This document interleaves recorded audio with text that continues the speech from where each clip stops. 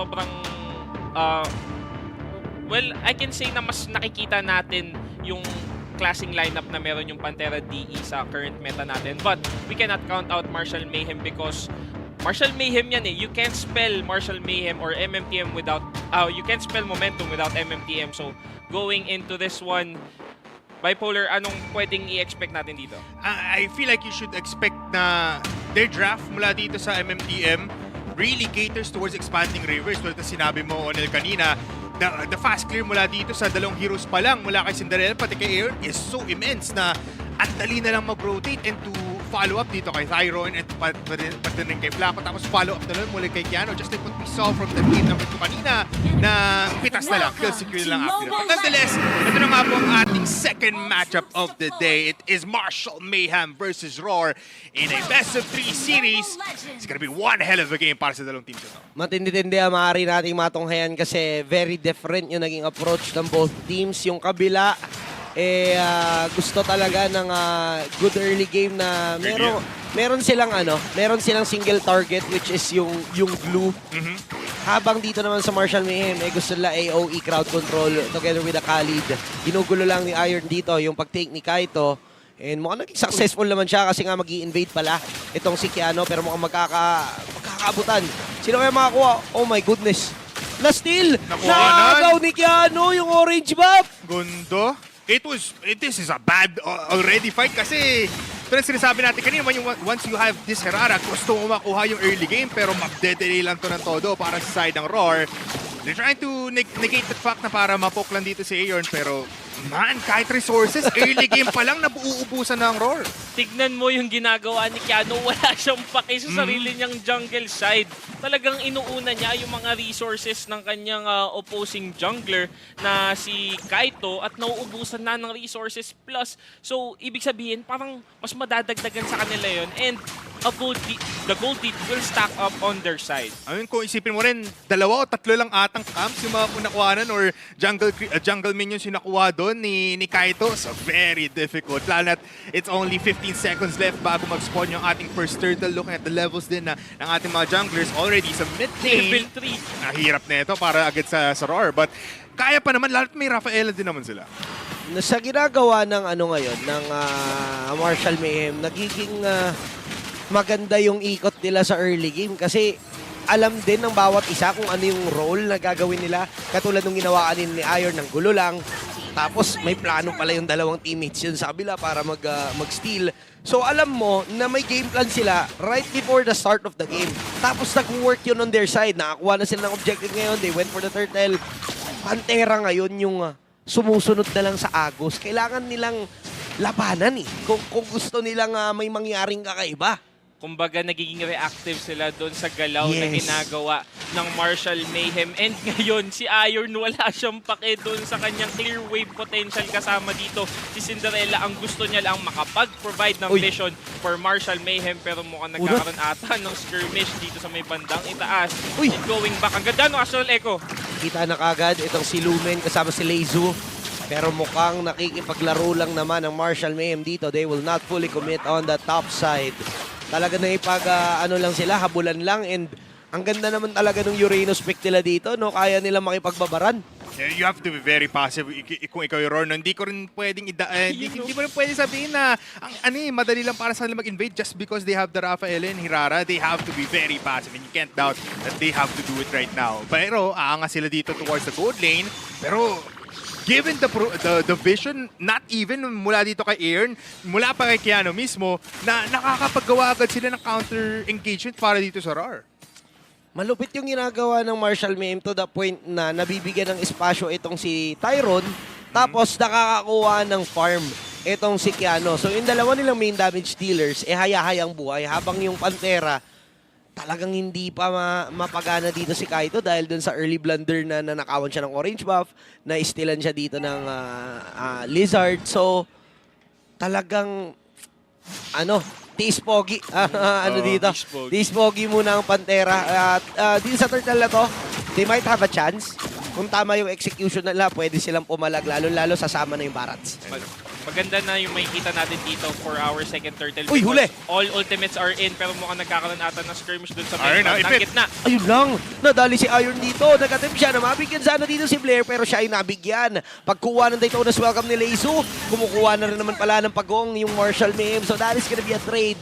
Sige, sacrifice si Iron, tapos kuha tayo ng pagong. So far, lamang pa rin naman ng Marshall Mayhem pero hindi ganun kalaki yan. So palag-palag pa rin ang Pantera. Napaganda pa nga rin, ano, just from that sacrifice trade, provided distraction para dito sa Marshall Mayhem, makakuha lang ng easy turtle, and balik na naman tayo dito, passiveness, tapos just like what you saw from before, kaya ano, aray ko! makakapitas pata. Uy! Ayun lang, nagkamali siya ng pasok doon. Hindi niya in-expect na nakaabang na pala si Keanu. Andyan naman yung resurrect. Pero apektado pa rin talaga si Kaito dito. Kasi nga, habang namatay siya, ninakawan na naman siya ng orange buff, nakakapag-farma ng freely itong si Keanu. I don't think na sa duelo mananalo pa siya. Daming threat, no? Mukhang makakapush pa doon sa may bandang itaas itong Marshall Mayhem, extending their lead here na hindi talaga pinapahinga itong Pantera D sa kanilang jungle side mismo dahil doon sa ginagawang vision nito ni Flaco at ni Iron. Isipin nyo, sa Khalid pa nga lang, sobrang hirap na kayo na maguluhan. Tapos may kasama pang Yura. So talagang maguguluhan na kayo kung sino yung poprotektan o kung sino yung ipaprioritize nyo as a team. I mean, ang oppressive talaga ng ginagawa dito ng Marshall Mayhem. Tingnan mo, one player can do this. And dalawa yung availability na pwedeng gawin dito Marshall Mayhem. Pero ipit naman siya dito. Flaco can easily just get out. Ito yung royalty ng isang Uranus up against the lineup ng Roar. Wala pang enough damage ang Pantera para i-take down ito si Flaco. Kaya naman siya pasok lang ng pasok. Look at that, Lumen. Nakakaramdam mula doon sa pa-spam-spam lang ng skill ni Flaco. Talagang consistent siya on keeping his stacks para tuloy-tuloy lang na mataas yung regen. And grabe rin yung grabe mga tutok ni Cinderella. Ang sakit din at tumatagos talaga. Ang layo na rin Biglang 2.5k gold lead sa isang iglap. Yan, tsaka map control din talagang lumalamang para din sa Marshall Mayhem. It is a 4-man squad mula dito sa mid for Roar. It will be 5 as Leizu does connect, pero Uy! Walang nahuli si Iron na push mo yung mid lane nila. So medyo lugi na dito ang Marshall Mayhem. Kaso nga lang may pagsabayan sila. That is gonna be a kill onto Tyron. At dun sila nagkamali at si Flaco na lang dito ang sasalo. Pero hindi pa rin naman talaga enough to para siya mabigyan. Si Kaito dito makakatakas pa. Naka-sidestep mula doon sa tutok ni Cinderella. Pagong ang pag-aagawan nila. Who's it gonna be? Sino kaya makakakuha? Tingnan natin ang maigi kung papalag pa ba sila. Nakapwesto din si Keanu sa may bandang likuran. Hindi nila alam na nandyan si Keanu. So papasok siya sa may bandang likuran pero hindi magiging enough yung damage ng fracture para makakuha pa siya ng kill. At grabe yung holy healing. Tuloy-tuloy lang at walang uwian malala. Pero props sa Marshall Mayhem for extending the turtle dance. great delay mula din sa Marshall Mayhem. Nakapag-respawn na si Iron at dahil dyan, Astral Echo on to 3 people at magdediretso pa sila. Si Lumen dito na pagdiskitahan din naman ng Raging Sandstorm. Na astral recall pa ni Cinderella. Naku po, ubus talaga ang buhay mo dyan. Boss, yung mid lane ang magiging next target nila. Tuloy pa rin sa pagbibigay ng pressure ang Marshall Mayhem. They might actually push this, pero pipilit din ang depensa ang Pantera. I mean, they're trying, pero low in HP din. Dalawang players at Aray ko! pinipitas-pitas lang sila sa ganan. Holy Healing will save Leizu and the rest of the gang. Pero sa ngayon, Tikot pa yun. grabe. Hindi man lang binibigyan ng oras magpahinga, pero andito na si Kaito, papalag siya, may pagsabayan. Go away ang gagamitin, kaso nga lang na-punish siya dito ng Astral Echo, Astral Recall, at yung sama-sama jutsu ng Marshall Mayhem. Ay. Kahit na ata may resurrect dito na pagbigay ng isang ni Blair, delikado pa rin, huli na naman. Napaganda dito na dito ng welcome at doon na-punish. Hetong si Keanu, masyado siya naging komportable sa kanilang ginagawa kanina na akala nila wala nang makakabigil sa kanila. Sobrang hirap din kasi talaga. And to think, hindi pa nila na-take down yung first tier turret kanina sa middle lane. And kung paano na sila pumaysto dun sa jungle side ng Pantera De. Pero ang ganda ng pag-engage nila doon on to Keanu with the Daytona's welcome as well as yung grab na talagang kailangan nila i-boost yung mga kanilang skills upang ma-take down lamang. And they have to be wary of those kinds of pickoffs dahil binuhos nila yung skill nila. But maganda pa rin yung ganong klaseng pick-off dahil kailangan nila maging satisfied sa mga ganong type of pick-off because it provides breathing room eh. Of course naman. Pero I like na awareness din talaga dito ng ni Tyron, no, mula din sa Marshall Mayhem na alam niya nang magsasama-sama to. Most likely maging 1v1 to kapag nag-push ako sa may top lane, and that's already 2 outside thirds sa top lane na nabawasan just from the push ni Tyron. Even the blue buff Uy. once again, di pa tumama yung ultimate. Pero na-burn yung flicker dito ni Tyron. So masasabi nating halos good trade Okay. pa to in favor of Pantera since wala ng flicker. Pero ang problema nila dito ay hindi naman yung flicker na yon. Ang problema nila is si Flaco na talagang humaharap at tinatanggap lang lahat ng damage na binibigay nila na parang wala lang habang sila ay napapahuli-hiling ng pabalik-balik. Good start. May mahuhuli dito, but it was welcome. Uy! Makukuha nga ba dito? And it's gonna be a steal coming from Kaito. Napakagandang pagnakaw ng objective tapos nakakuha pa sila ng 2 kills. Napakatindi nito. Kaya ng lahat ang baliktarin yung laban. Great play coming from Leizu, pero after that, to Easy Lord still na lang. Dahil doon sa burst damage coming in for ISO, dahil doon sa kanyang Endless Battle plus Berserker's Fury, nakaya na nila yung tankiness na meron dito si Flaco as well as Iron. And though, kahit na divert yung attention ng members ng Pantera DE doon sa dalawang tanky heroes, nagkaroon ng onting window of opportunity dito si yung jungler or si Kaito na para ma-steal yung first lord of the game. Sila pa una makakapakuha ng isang magandang push on towards the mid lane dito ng Marshall Mayhem. Lumen talagang zoning out lang yung trabaho niya dito and is doing pretty well, but this time momentum na towards the side of Roar. They want bottom lane. Kahit na atang masakit dito, yung mga pagpitas sa Cinderella ng bola, it's still a tough fight. Hindi sila makalabas ngayon sa sarili nilang base. Sa isang iglap, nawala yung kalamangan ng Marshall Mayhem na kanina pa nila pinaghirapan.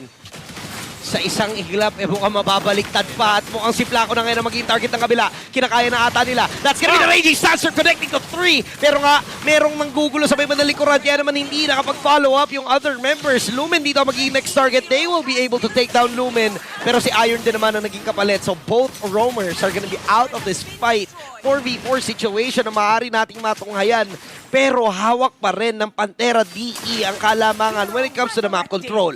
And right now, in terms of map control, gaya nga sabi ni Santi, sila na ang lumalamang. And in terms of gold, nakakakita na tayo ng konting pag-angat coming from Pantera DE na talagang tinitake advantage na nila dahil alam na nilang kaya na nila na tunawin yung buhay dito either ni Flaco or ni Iron. And that was a good trade, taking down Lumen as well as Iron for their own sake.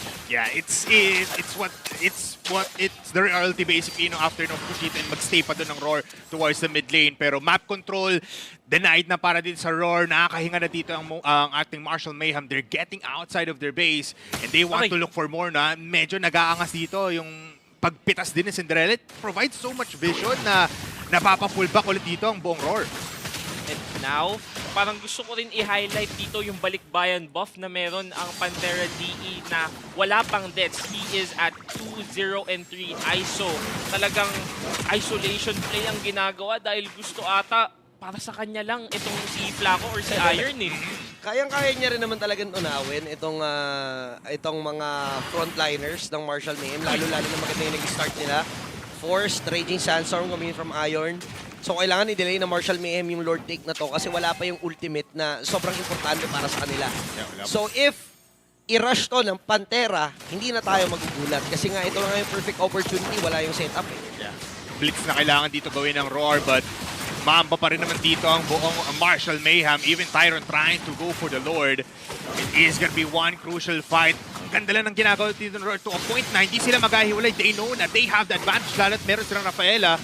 Pero talagang poking and prodding lang dito ang Marshall Mayhem. May pwesto pa sa may taas. Si Keanu ay naispatan ni Leizu kaya naman naghanap na ng pwedeng lipatan na pwesto itong si Keanu. Mag-clear siya on the top side. Ang ganda naman nung Astral Echo na ginawa dito ni Cinderella and napakasakit. Kalahati kagad buhay. Grabe yung zone. Forced lang sila sa huli healing ng paatras na paulit-ulit para nga masustain nila yung ganitong klase ng mga pokes. Pero sa ngayon, grabe, sobrang pasensyoso ng dalawang teams. It's a constant back and forth para dito sa ating dalawang teams. It's a matter of sino una tapos sino lang makakapag-over-execute eh. But nonetheless, it's still a fight within the Lord. Looking at the bottom lane, force back pa nga si Cinderella para Aray ko. makapush ng other side ng lanes. Even itong si Uli. Flaco sa may mid lane, hindi pa mamuli. Grab. Tapos Uy. follow up. Mukhang enough ata para i-take down Wow. si Flaco. Lugi na sila dito. At si Hindi Iron, pa of course, may Raging Sandstorm at wala siyang nahuli. Hindi ito nag-translate into something good for Marshall Mayhem. And without Flaco, Uy. makukulangan Huli sila na dito. naman. Kaso nga lang dito na welcome. Madudurap atras. Mabibigyan dito yung pinaka-importanting pyesa nila ng Tyrone. So this is gonna be a great opportunity for Pantera DE to try and take this Lord. And walang contest na magaganap. Kulang ng 2 miyembro yung Marshall Mayhem. And now, it's up to them kung paano nila dedepensahan tong push ng Pantera DE. The patience from RAR really did provide them with a lot of advantage now. Nakapag-push na towards the inhibitor turret sa may mid lane. At tapos dyan yung Lord nag-spawn agad. Unti-unti nang kumakatok ang RAR at mukhang nararamdaman mo Marshall Mayhem in dire straits. Oh my goodness. That pick-off coming in for Pantera DE started nung na-divert itong si Cinderella to defend that bottom lane dahil nag-shove na yung minion wave ng Pantera Grabe. pero Nice mukhang pull. nagkakaroon ata sila ng pagkatok dito sa base ng Marshall Mayhem. Ang ganda nung hatak na ginawa dito ni Iron para nga mapunta yung atensyon ng Lord doon sa bottom lane. At least, nabigyan sila ng bahagyang oras para sila ay makapag-regroup at mag-clear pa ng mga minions. Pero right now, atat na ata ang Pantera DE na tapusin to. Pero you can see the discipline right here. Back away sila. Lalo-lalo na hindi pa enough yung mga minions. Yeah, they'll just wait for the next Lord, no, which will happen after 2 minutes. The problem now, gagawa ba ng play dito yung Marshall Mayhem para lang makapag-force out ng onting, ng breathing space kasi kailangan nila dito lumabas ng base. Delikado to yung I believe kailangan talaga nila gumawa ng play because from their lineup, hindi ganun kalakas ang kanilang pag-defend or ng kanilang clear wave. Aasa sila doon sa Melissa for that clear wave potential. But if they don't make a play coming in for this 90-second Lord, mukhang mahihirapan lang sila to defend and parang tutuloy din yung arangkada na meron dito ang Pantera DE. Yeah, kaso, it's a tough ask, no? Kung ikaw yung Marshall Mayhem, you have the parang uncertainty na merong bars na nakatago lang. You have the glue that can always grab. Tapos, follow-up na lang yun ng 3 players na si ISO, si Blair, pati si Kaito. So, you can't really just go out there just here forced na talaga mag-clear out na lang ng mga waves na papunta sa kanilang mabase. It's difficult now because the next 60 seconds is gonna be crucial. Look at that graph going and swinging towards the side of Pantera DE. Man, kung isipin mo, 3K gold lead lang to pero parang levels yung gap ng dalawang teams ngayon. Sobrang crucial kasi na mabaliktad ng Pantera DE ito. They have the advantage when it comes to extended team fights because of the heal na meron dito si Blair. And doon namang problema ang Marshall Mayhem. Dahil lang talaga sa isang pagkakamali na naagawan sila ng Lord kanina, nabigyan yung 2 miyembro nila. Ito na yung naging resulta. Kung hindi nangyari yun, who knows? Posible na tapos na sana yung laban kanina pa. Yeah, exactly, no. And isa yun sa mga problema na pwedeng ikaharap ng Marshall Mayhem and isa din sa mga problema na pwede nilang makaharap dito ay yung pag-shove ng minion lane ng minions doon sa opposite lane rather ng Lord side. Dahil kanina nga na hindi pa natitake down yung inhibitor turret doon sa baba ay namumroblema na sila. So, once na ma-shove itong minion wave sa ating opposite side of the Lord, mukhang magkakaroon na naman ng bagong iisipin na problema itong Marshall Mayhem. Let's see, kung uulit nga ba ng Marshall Mayhem yung pagkagat nila dito towards the side of Pantera DE. It's another Lord Dance Immensing para sa ating dalawang teams. Pero humaharap naman dito agad towards the long bush on the mid lane. And the threat pa lang ng minion waves natin on each side of the map, talagang napapaisip tuloy, Marshall Mayhem, kailangan ba natin labanan to or ibibigay na lang natin? Naipag-dance ang Pantera DE. Ayaw nila talagang ipilit to ng rekta kagad. Inaantay nila na may mag-react on the top side at mag-clear ng minions doon sa base. And pag nakita na si Cinderella doon, posible na atang pumalag ang Pantera DE. Pero mukhang aabot ata dito. Andiyan pa naman si Keanu. Napakasakit. Nabigyan na nga ng tuluyan si Tyrone. Ito na ata yung chance nila. Makakapitan pa yung nag-iisang Keanu. And wala na siyang kawala. Immortality. Magbabain sell pa ba? Hindi na aabot. At may mga minions pang nakawang sa base. Kaya hindi na rin makatulong itong si Cinderella. Flaco maabutan. Pero mukhang hindi na yan yung target nila. Wala nang pake yung Pantera sa Lord. Rekta base na kagad. They will attempt to end the game right here. Magsuspawn yung mga minions sa Marshall Mayhem. Saktong-sakto. Pero it would be enough for Pantera DE to take game 1. The patience coming in from Pantera DE. They roar and growl towards the fray and deplete them from deplete the first game para dito sa side ng Marshall Mayhem. Chaos driven pero chaos denied mula sa Pantera DE.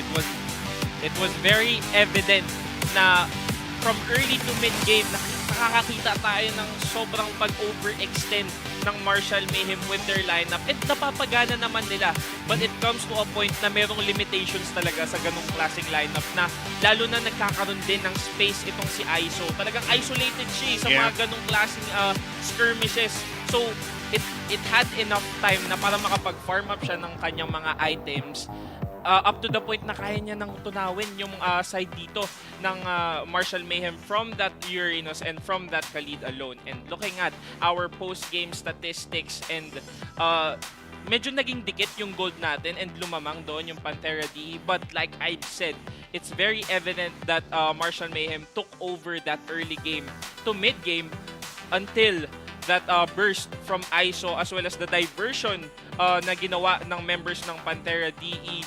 Tapos nagkaroon ng opportunity doon si Kaito getting that first Lord that yung momentum na meron dapat sana ang Marshall Mayhem napunta pa sa Pantera DE. Plus, it was such a big comeback, no? Kasi first 5 minutes of the game, nakita mo naman, dire-diretso palagi dito yung Marshall Mayhem. They really tried to make something happen, and it did work out.